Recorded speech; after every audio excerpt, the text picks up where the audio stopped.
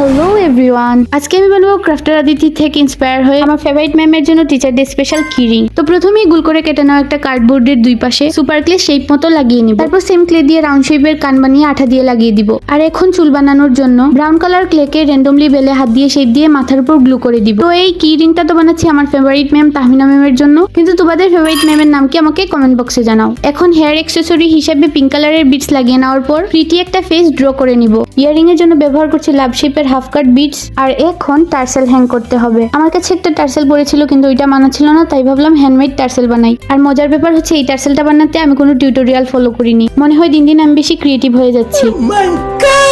যাই হোক, এবার একটা গিট বাঁধার পর এক্সট্রা সুতা আর নিচ দিয়ে সব সুতা একসঙ্গে কেটে নিব। এখন হ্যাং করার জন্য কিছু হলুদ সুতাকে সুইয়ের সাহায্যে এর ভেতর ঢুকিয়ে নিতে হবে। তারপর টার্সেলটাকে এর পিছন সাইডে আঠা লাগিয়ে নিব। শেষে একটা কি রিং অ্যাটাচ করে দেওয়ার পর রেডি হয়ে যাবে আমাদের তাহমিনা ম্যামের জন্য টিচার ডে স্পেশাল কি রিং।